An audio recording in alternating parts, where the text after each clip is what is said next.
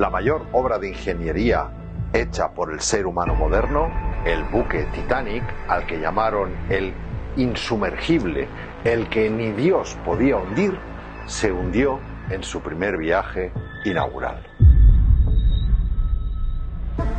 Y como siempre, la historia la conocemos por las películas, en este caso muchas y muy taquilleras, quedando todo en una simple y romántica historia de amor. Pero algo no cuadra en esta historia, y es pura física. La versión oficial dice que el Titanic rozó, que no chocó, contra un iceberg, que le produjo al pasar una brecha en el casco de 120 metros de largo. Pero el hielo submarino de un iceberg jamás puede producir una grieta así en un casco de acero de doble plancha de 2,5 centímetros. Y al investigar un poco el tema, comienzan las sorpresas que no son tan conocidas. El Titanic tenía un hermano gemelo, pero menos lujoso, que se llamaba Olympic, fletado unos meses antes, los dos propiedad de J.P. Morgan. El Olympic, ya funcionando y capitaneado por el mismo capitán Smith, que sería después el capitán del Titanic, tuvo un duro accidente con un buque de guerra inglés, lo que le causó daños estructurales graves e irreparables que lo convertían casi en producto de desguace.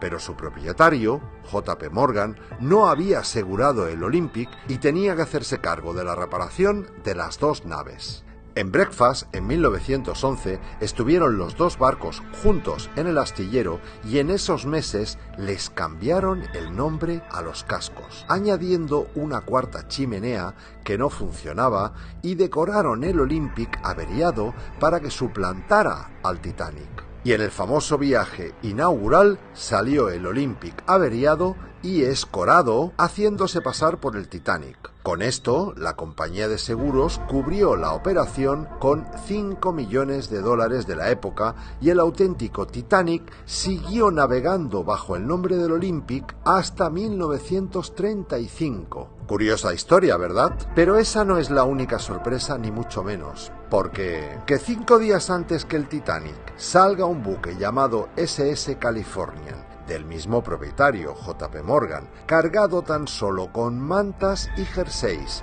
y que se quede anclado en el punto donde iban a ocurrir los hechos, es curioso. Que antes de que zarpe el Titanic retiren la mitad de todos los botes y chalecos salvavidas es inquietante. Que el capitán Smith, con 25 años de experiencia y perfecto conocedor de la ruta, se desvíe de su destino y desoiga 7 alertas por iceberg es raro. Que el vigía no disponga de su principal herramienta, unos prismáticos, es ridículo. Que la radio del barco deje de funcionar unas horas antes es improbable. Que se equivoquen y lancen bengalas blancas, que significan celebración, en lugar de bengalas rojas, que son la señal de SOS, es tonto. Que en un viaje inaugural cargado de periodistas nadie hiciera ni una sola foto de la tragedia es absurdo. Pero que el hielo corte el acero es imposible, pura física. Y bueno, pensaremos, ¿todo este montaje para hacer una trampa a la compañía de seguros? No, desde luego. Lo que aquí se estaba jugando era la creación de la Reserva Federal, donde la mitad de los grandes hombres de negocios del momento, como las familias Rockefeller, Rothschild, Morgan, etc., estaban a su favor.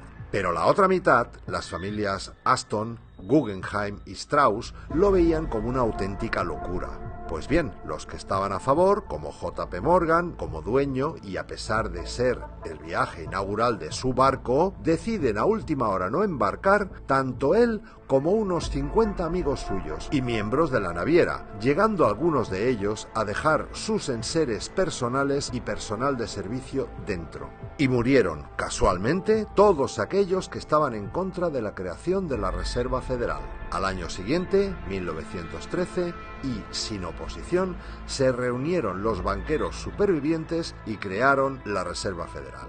Y al año siguiente, 1914, se inició la Primera Guerra Mundial, financiada en sus dos bandos por la propia Reserva. Pero llega el momento, en 1985, en que encuentran el Titanic a 3.000 metros de profundidad y, ¡oh, sorpresa!, resulta que no tiene ninguna brecha de 120 metros, sino que tiene varios agujeros de entre 1 y 50 centímetros producidos al parecer por varias explosiones que se produjeron desde dentro hacia afuera, y en las hélices el nombre de Olympic. La sorpresa final nos la llevamos cuando existe un libro, además llamado Titán, de Morgan Robertson, describiendo al milímetro lo ocurrido en el Titanic, pero escrito 14 años antes.